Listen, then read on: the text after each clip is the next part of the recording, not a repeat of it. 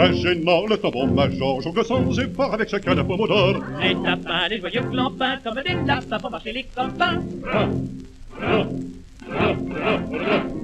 Et dans sa voiture à rôle, Marie-Jeanne, Marie-Jeanne, 28 ans, gentiment le régiment, elles ne font pas de tisane. Marie-Jeanne, Marie-Jeanne, mais tu dis, et c'est pas pour les guérir. Halte! Repos! La cantinière est heureuse de se dégourdir les jambes. Un mille givernes, le tambour major n'a pas de fourmis dans les siennes. À propos, les enfants, savez-vous pourquoi nous avons fait 30 km à pied pour venir à Colmar? Non. Eh bien, je vais vous le dire. C'est parce que le petit Tondu va venir accrocher la croix des braves sur la poitrine du voltigeur de 2e classe Jean-François. Parce qu'il s'est fait enlever la tête par un boulet de canon. Alors il est mort. Non, on lui en a mis notre en bois. Puisque je vous le dis, tenez, le voilà qui descend de la voiture d'ambulance. Mais pensez que c'est sa première sortie? Rassemblement! Présentez armes! Vive l'empereur! Jean-François, sortez du rang! Avance un peu, mon brave, et l'empereur ne te mangera pas.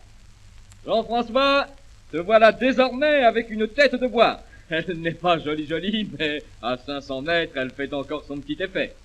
Une tête de bois, c'est-à-dire que dans cette caboche, jamais plus ne germera la moindre critique des ordres que tu recevras de tes chefs.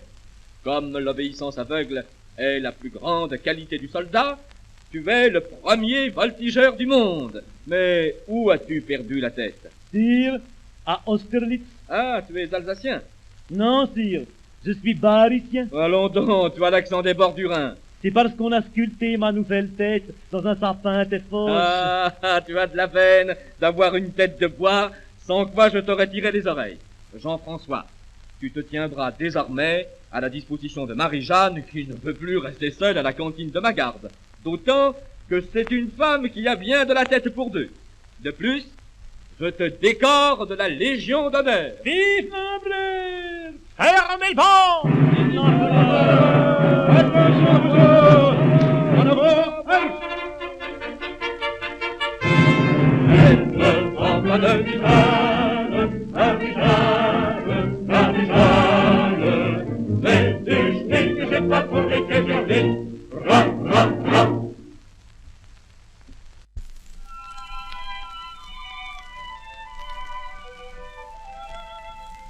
Dans la plaine blanche de Russie, comme une avalanche infinie, nous allons le corps glacé et le cœur glacé pour échapper au trou de fer de l'hiver, comme une avalanche infinie, par la plaine blanche. quelle nuit de cosaque, avec la neige qui tombe, le vent qui mord. Les loups qui hurlent et le feu du bivouac qui s'éteint, Marie-Jeanne. Hélas, le dernier longeron de ma petite voiture y a passé.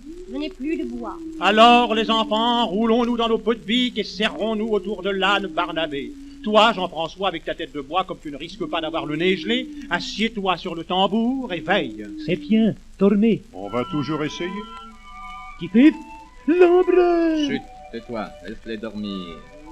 Mais ton feu va s'éteindre, Y a plus rien à brûler. et l'aube qui s'obstine à ne pas se lever, oh, l'aigle de France servira-t-elle de pâture aux loups et aux corbeaux?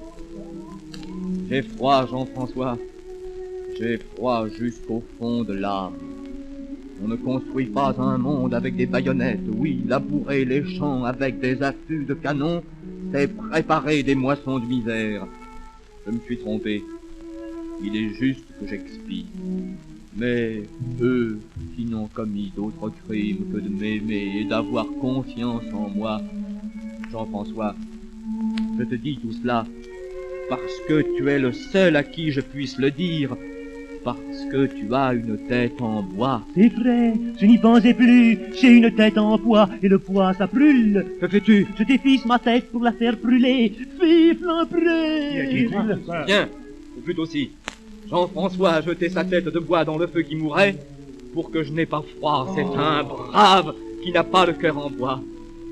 Cette flamme me fait du bien. Quand nous rentrerons en France, je lui ferai sculpter une tête en chêne par le plus grand artiste de ma cour. Quand nous rentrerons en France, mes enfants, mes... Et le jour se lève. L'espoir n'est pas perdu, mais nous reverrons la chance quand nous rentrerons en France. Quand nous rentrerons en France. L'espoir n'est pas perdu, mais nous